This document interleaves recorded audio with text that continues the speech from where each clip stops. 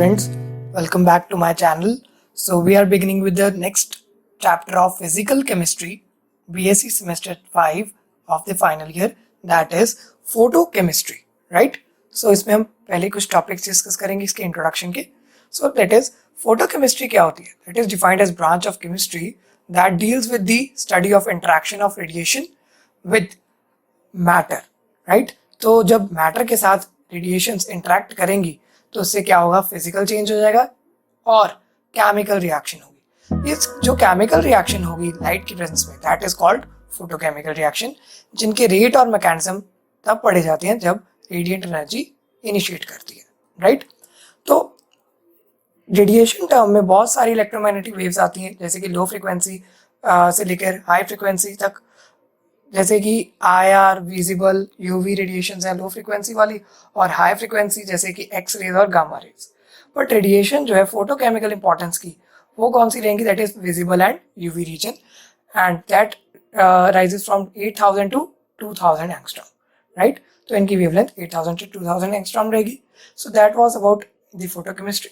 अब हम देखते हैं the processes studied under photochemistry. कौन से दो प्रोसेसेस हैं? पहला है photophysical process and second is photochemical process और फोटोकेमिकल रिएक्शंस. सो फर्स्ट हम पढ़ेंगे फोटोफिजिकल प्रोसेस के बारे में. ये वो प्रोसेसेस होंगे which take place in the presence of light but does not result into chemical reaction. इनमें से कोई केमिकल रिएक्शन नहीं होगी, बट लेकिन it will be only a physical process. ये प्रोसेस अराइज कैसे करेंगे? On account of absorption of light. पहले लाइट एब्जॉर्ब होगी, then it is followed by emission of absorb light. पहले लाइट एब्जॉर्ब करके फिर उसकी एमिशन होगी. अब अगर एब्जॉर्ब लाइट इंस्टेंटेनियसली इमिट हो जाए then the process is called fluorescence.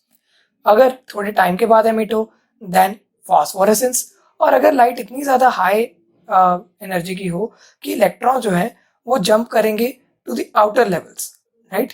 तो सिर्फ आउटर लेवल में ही ना जंप करें, बट लेकिन एटम को कंप्लीटली छोड़ दें, तो उस प्रोसेस का नाम रहेगा फोटो इलेक्ट्रिक इफेक्ट. सो फोटोफिजिकल में हमारे पास तीन प्रोसेस रहेंगे, that is fluorescence, phosphorescence and photo electric effect, right? अब फोटोकेमिकल रिएक्शंस क्या होती हैं? ये भी एब्जॉर्प्शन ऑफ लाइट से रहेंगी, और लेकिन इनमें केमिकल रिएक्शन होगी बाय रिएक्टिंग सब्सटेंसेस, राइट? ये जनरली विजिबल और यूवी रीजन की लाइट की वजह से ही होती है. And in these cases light energy जो है that is stored with in the substance, और फिर उसके बाद थोड़ी देर बाद यूज होगी for the bringing about the reaction, right? बहुत सारी रिएक्शंस हो सकती हैं in the photochemical reactions like synthesis, decomposition, oxidation, etc. Right? So, well-known examples photochemical reactions के क्या हैं? First is combination of hydrogen and chlorine to form HCl. Right? अब hydrogen और chlorine react करें in the presence of light to form HCl. This is a photochemical reaction. अब जैसे हमारे पास photosynthesis होती है, photo means light and synthesis means to make. Right? हमने light के प्रेजेंस में कार्बोहाइड्रेट्स बनाने हैं, जैसे कि ग्लूकोज बनाना है, तो रिएक्शन होती है जैसे कार्बन डाइऑक्साइड और वाटर रिएक्ट करते हैं in presence of light to form C6H12O6, that is glucose, and oxygen is evolved, right? ये reaction in the presence of chlorophyll रहेगी, राइट? अब difference in photochemical reactions and thermochemical reactions, क्या क्या differences रहेंगे? ये एक स्ट्रेट फॉरवर्ड टॉपिक है हमारे सिलेबस का, so it is important. So first हम देखेंगे थर्मोकेमिकल एंड फोटोकेमिकल रिएक्शन के डिफरेंसेस. अब thermo means heat and chemical means chemical reaction, right? अब थर्मोकेमिकल रिएक्शन में एब्जॉर्प्शन होगी हीट की, और लेकिन फोटो मीन्स लाइट होता है, तो फोटोकेमिकल रिएक्शन में एब्जॉर्प्शन होगी लाइट की. अब थर्मोकेमिकल रिएक्शन है they take place even in the dark, पर लेकिन फोटोकेमिकल रिएक्शन के लिए लाइट हमें जरूर चाहिए होगी. थर्मोकेमिकल रिएक्शन के लिए टेम्परेचर का बहुत इफेक्ट रहेगा, क्योंकि जितना ज्यादा टेम्परेचर उतनी ज्यादा हीट, पर लेकिन फोटोकेमिकल रिएक्शन में टेम्परेचर का कोई ज्यादा इफेक्ट नहीं रहेगा, बट लेकिन लाइट इंटेंसिटी का बहुत ज्यादा इफेक्ट पड़ेगा. जितनी लाइट स्ट्रांग होगी उतनी ज्यादा फोटोकेमिकल रिएक्शन रहेगी, right? And free energy change होगी जो डेल्टा जी. थर्मोकेमिकल रिएक्शन में that is always negative, but लेकिन फोटोकेमिकल रिएक्शन में डेल्टा जी मे और मे नॉट बी नेगेटिव. इसके एग्जांपल्स हैं, जैसे कुछ फोटोकेमिकल रिएक्शंस हैं जिसमें कि डेल्टा जी पॉजिटिव रहती है और फिर भी वो स्पॉन्टेनियस रिएक्शन होती है, like synthesis of carbohydrates, photosynthesis की रिएक्शन, और ओजोनाइजेशन ऑक्सीजन, ऑक्सीजन से ओजोन बनना, वो भी एक डेल्टा जी पॉजिटिव वाली रिएक्शन है. और decomposition of HCl into H2 and Cl2, in this reaction also H2 and Cl2 decompose and delta G is positive, right? Next जो है the difference is that activation energy जो है that arises from intermolecular collisions, right? तो activation energy जो है thermochemical reaction में intermolecular reaction से आएगी या फिर हीट की फॉर्म में सप्लाई होगी। बट लेकिन फोटोकेमिकल रिएक्शन में एक्टिवेशन एनर्जी जो है that is acquired by absorption of photons. तो जो फोटोन्स आएंगे सुटेबल एनर्जी की, उनकी एब्जॉर्प्शन जितनी होगी उससे हमारे पास एक्टिवेशन एनर्जी आएगी। और जब भी रिएक्शन मिक्सचर एक्सपोज होगा टूवर्ड्स हीट रेडिएशन, सारे रिएक्टेंट मॉलिक्यूल्स एब्जॉर्ब हो जाएंगे इन दीज रेडिएशंस, राइट। तो ये जो थर्मोकेमिकल रिएक्शन होगी, इसका मतलब ये कोई सिलेक्टिव नहीं है, सारे मॉलिक्यूल्स एब्जॉर्ब कर रहे हैं रेडिएशंस को। पर लेकिन जो फोटोकेमिकल रिएक्शन होती है, इसमें कुछ ही मॉलिक्यूल्स होते हैं वो एक्साइटेड होंगे independent to the presence of other species. Like H2 और Br2 की रिएक्शन में Br2 के मॉलिक्यूल्स एक्साइट होंगे पर लेकिन H2 के एक्साइट नहीं होंगे। तो ये बहुत सिलेक्टिव रिएक्शन रहेगी, right. So that was all about the differences of photochemical and thermochemical reactions. I hope you have understood and do take the screenshots ताकि आपको इसे अच्छे से पढ़ने में मदद मिले. Then next is laws governing the absorption of light. जब भी एक मोनोक्रोमेटिक लाइट क्या होता है? Light consisting of single wavelength. जिस लाइट में सिर्फ सिंगल वेवलेंथ रहेगी, इस पास थ्रू अ मीडियम, एक मीडियम से पास करेंगे तो कुछ लाइट एब्जॉर्ब हो जाएगी और इस वजह से ही उसकी इंटेंसिटी जो है डिक्रीज हो जाएगी. अब decrease in intensity on passing through pure homogeneous medium, जब प्योर होमोजेनियस मीडियम से डिक्रीज होगी इंटेंसिटी का, तो that will be governed by Lambert's law. अब जब एक सोल्यूशन से डिक्रीज इन होगी intensity, that is governed by Beer's law. So हम इन दोनों को एक एक करके पढ़ते हैं. So first is Lambert's law. ये क्या स्टेट करता है? जब भी एक मोनोक्रोमेटिक लाइट है that is pass through pure homogeneous medium. अब एक होमोजेनियस मीडियम में मैंने मोनोक्रोमेटिक लाइट पास करवाई है, the decrease in intensity with the thickness of absorbing medium, right. तो यहाँ पर ये एब्जॉर्बिंग मीडियम इतना सा लिया, इसकी स्मॉल थिकनेस ली dx. अब जहाँ पर जो डिक्रीज इन इंटेंसिटी होगी, यहाँ पर जो इंसिडेंट इंटेंसिटी है दैट इज आई, और डिक्रीज इंटेंसिटी होगी that is minus D I, that is proportional to the intensity of incident light. तो इंसिडेंट लाइट की इंटेंसिटी दैट इज आई के ये डायरेक्टली प्रोपोर्शनल होगी at the point x, that is just before entering into the thickness of dx. So जैसे यहाँ पर di by dx, so decrease intensity by the thickness is directly proportional to the intensity. ये मैंने mathematical expression लिख दिया for the Lambert's law. इसे simplify कर सकते हैं, राइट. तो लाइक ये हो जाएगा डायरेक्टली प्रोपोर्शनल का साइन आके यहाँ पर इक्वल टू आ जाएगा एंड k जो रहेगा that will be our absorption coefficient. अब di क्या है? Small decrease intensity. जो थिकनेस है दैट इज dx. I क्या है? Intensity of incident light just before the entering the thickness dx. और जो constant of proportionality k है that is absorption coefficient. It depends upon the nature of absorbing medium. ये सारी चीजें मैंने आपको पहले एक्सप्लेन कर दी हैं. अब आई थिंक आपको ये लैम्बर्ट्स लॉ क्लियर है. अब इसका मैथमेटिकल ट्रीटमेंट देखेंगे. अब जो हमारे पास एक्सप्रेशन है D by D X is equal to K I, ये नेगेटिव में था. अब इसको सिंप्लीफाई कर सकते हैं, राइट, इनटू यहाँ पर कॉस मल्टीप्लाई कर देंगे, आई यहाँ आ जाएगा और dx यहाँ पर आ जाएगा. So D by I is equal to minus K D X. अब अगर हमारे पास x जीरो रहेगा, राइट, तो इंटेंसिटी जो है that will be I not. और अगर हमारे पास x रहेगा then intensity will be I, right. हमने पीछे फोटो में देखा डायग्राम में. तो अब जब लिमिट्स लेंगे ये वाली, तो इसे इंटीग्रेट करेंगे. हमने आई नॉट से आई तक और x जीरो से x तक इंटीग्रेट करें, तो हमारे पास जो एक्सप्रेशन आएगा that will be log natural of I upon I not that is equal to minus K X. अब लॉग नेचुरल आया दैट इज, अगर डेरिवेटिव का लॉग करें with respect to original quantity that is log natural. अब इसको अगर simplify करना चाहें so that will be log को उधर ले जाएंगे and I by I not is equal to E raised power minus K X, right. यहाँ पर ई क्या है? Exponential, right. अब इसे और सिंप्लीफाई करके देखें तो आई नॉट यहाँ पर मल्टीप्लाई हो जाएगा, I will be I not into E raised power minus K X, right.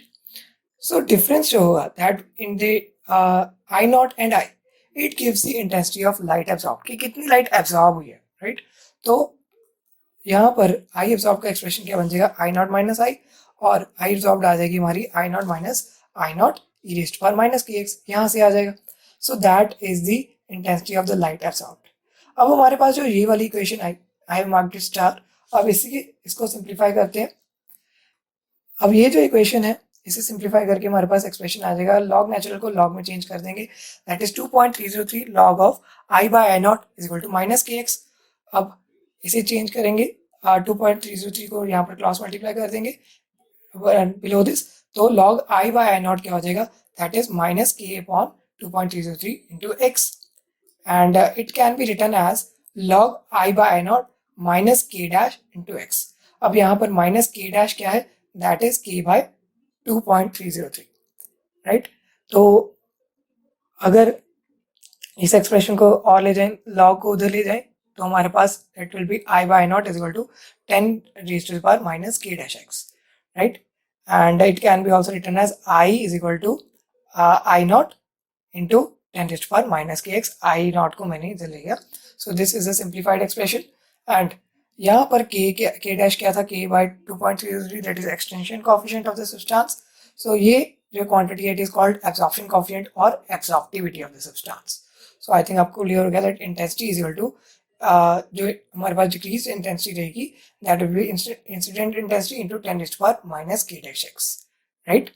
So next is Beer's law. अब Beer's law में भी सेम डायग्राम रहेगा हमारे पास. जब भी एक मोनोक्रोमेटिक लाइट पास होगी एक सोल्यूशन से, अब सोल्यूशन आ गया हमारे पास, प्योर लिक्विड नहीं है, सोल्यूशन है, तो decrease in intensity of light will be with the thickness of the solution, right? तो जो डिक्रीज हो रही है intensity with the thickness of the solution, that is dx, is directly proportional not only to the intensity of incident light, intensity की सिर्फ directly proportional नहीं होगी, but also to the concentration of the solution. So right, so यहाँ पर simply जो di by dx है, that is decrease intensity of light with the thickness of solution, that is directly proportional to the intensity of incident light multiplied by the concentration of the solution. It can be simplified as minus di by dx is equal to epsilon IC. यहाँ पर epsilon जो है that is constant of proportionality और it is called molar absorption coefficient. यह इसकी value depend करेगी on the nature of absorbing solute और wavelength जो है लाइट की जो हमने यूज की है उस पर इसकी वैल्यू डिपेंड करेगी. So that was mathematical expression. So अब हम करते हैं mathematical treatment of Beer's law. So अब हमने यही एक्सप्रेशन सिंपली फिर से लिख दिया. इसको सिंप्लीफाई करके हम आई को यहाँ ले आते हैं और डी को यहाँ ले जाएंगे. So that will be D I by I is equal to minus of, यहाँ पर माइनस को इधर ले गए, minus of E epsilon C D X. अब इसको इंटीग्रेट करने के लिए हमारे लिमिट्स लेंगे, that is x is equal to 0, i is equal to I not. जब भी x 0 होगा आई नॉट रहेगा और x जब x होगा तो i की वैल्यू i रहेगी. So integrating with the limits i naught to i and x is equal to 0 to x, so हमारे पास जो एक्सप्रेशन आ जाएगा that will be log natural of i by i not is equal to minus of epsilon C x, right? इसे और simplify करेंगे तो हमारे पास log नेचुरल को उधर ले गए, so i by i not is equal to exponential raise to the power e minus epsilon C x, right? So इसको अगर i नॉट को इधर जाके मल्टीप्लाई कर दिया, so that will be i is equal to i naught e raise to the power minus epsilon C x, right? So difference जो होगा i naught और i का, that gives intensity of light absorb, जैसे पिछले में किया था. सो यहाँ पर ये एक्सप्रेशन आ जाएगा i not is equal to 1 minus e raised to power minus epsilon cx, right? So that is the intensity of light absorbed. अब ये इक्वेशन को स्टार लगा दिया, इसे आगे जाके सिंप्लीफाई करते हैं. i by i नॉट था, राइट? उसको सिंप्लीफाई करेंगे इस एक्सप्रेशन को, लॉग नेचुरल को लॉग में चेंज कर देंगे, that is 2.33 log i by i not is equal to minus epsilon cx, right? तो it will be equal to log i by i not is equal to minus epsilon by 2.303 cx. log को यहाँ पर 2.303 को cross multiply लेंगे, right? अगर इसको simplify करेंगे so e by 2.303 that is epsilon by 2.303 को मैं लिख सकता हूँ epsilon dash, and it can be also written as i by i not, log को दे लेंगे that is 10 raised to power minus epsilon dash cx. यहाँ पर 10 क्यों आ रहा है, that is this log is log base 10, right? So इसको सिंप्लीफाई कर सकते हैं i into I is equal to I naught into 10 raised to power minus epsilon dash cx, right? So that is the intensity of the light जो कि medium में जाएगी. So epsilon dash यहाँ पर क्या है, that is epsilon by 2.303. It was called earlier that molar extension coefficient of the absorbing solution, और इसको अब कहते हैं molar absorption coefficient या फिर molar absorptivity, right? So अब यहाँ पर log i by i not क्या था, that is minus epsilon dash cx, and it can be written as epsilon dash 1 by cx log i by i naught, और log i by i not जो होता है that is dimensionless, right? तो अगर x जो है वो metres में है और c जो है वो मोल पर मीटर क्यूब में है, सो एप्सिलॉन डैश के यूनिट्स क्या आ जाएंगे, एप्सिलॉन के यूनिट्स क्या आ जाएंगे, that will be metre cube पर मोल पर मीटर, राइट। सो इसको सिंप्लीफाई कर सकते हैं, दैट इज मीटर स्क्वायर पर मोल. So that were the units of epsilon. So that was all about the laws governing absorption of light. So हमने यहाँ पर फिनिश कर दिया है अपना टॉपिक एंड इसके बाद हम कुछ इंपॉर्टेंट टर्म स्टडी करते हैं, राइट। सो पहली इंपॉर्टेंट टर्म रहेगी that is transmittance. Transmittance is ratio of I by I naught. That is ratio of intensity of transmitted light from the solution to the intensity of incident light. That is a fraction of incident light transmitted is called transmittance. So transmittance क्या रहेगी, I by I naught, right? Absorbance क्या है, absorbance or optical density or extinction can be written as the logarithm of reciprocal of transmittance, that is log of 1 by t, right? इसे कहेंगे absorbance. तो absorbance can be also written as इसका inverse, right? That is I by log of I naught by, यहाँ पर log आना था, then इसे optical density भी कहेंगे. अब स्पेसिफिक एक्सटेंशन कोफिशिएंट का के क्या है, that is defined as extension और ऑप्टिकल डेंसिटी और absorbance per unit length and unit concentration of the solution. So K क्या है, that is D by C X. अब मोलर एक्सटेंशन कोफिशिएंट को क्या डिफाइन करेंगे, दैट इज ऑप्टिकल डेंसिटी और absorption of absorbance of solution, जिसकी 1 centimetre thickness है और कंसंट्रेशन है 1 मोल पर litre, right. So last is the limitations of Beer's law. अब लिमिटेशंस क्या है इसकी, it holds good for monochromatic radiations only and ये डिल्यूट सॉल्यूशन पर ही एप्लीकेबल है. At higher concentration intraionic interaction जो है वो डिस्टर्ब करेंगे एब्जॉर्प्शन ऑफ इंसिडेंट रेडिएशन को, सो ये हायर कंसंट्रेशन पर वैलिड नहीं रहेगा. एंड टेम्परेचर यहाँ पर कांस्टेंट रहना चाहिए. अगर ज़्यादा टेम्परेचर हाई हो गया तो एब्जॉर्प्शन बैंड जो है वो लॉन्गर वेवलेंथ की तरफ शिफ्ट हो जाएगा, दैट इज कॉल्ड बॉयस-ग्रामर शिफ्ट, जो कि मैंने 5th सेमेस्टर की ऑर्गेनिक केमिस्ट्री चैप्टर में यूवी में एक्सप्लेन किया था. So that was all about the Beer's law. अब इसके बाद हम नेक्स्ट वीडियो में पढ़ेंगे laws of photochemistry. Till then subscribe to the channel and stay tuned. Thanks for watching.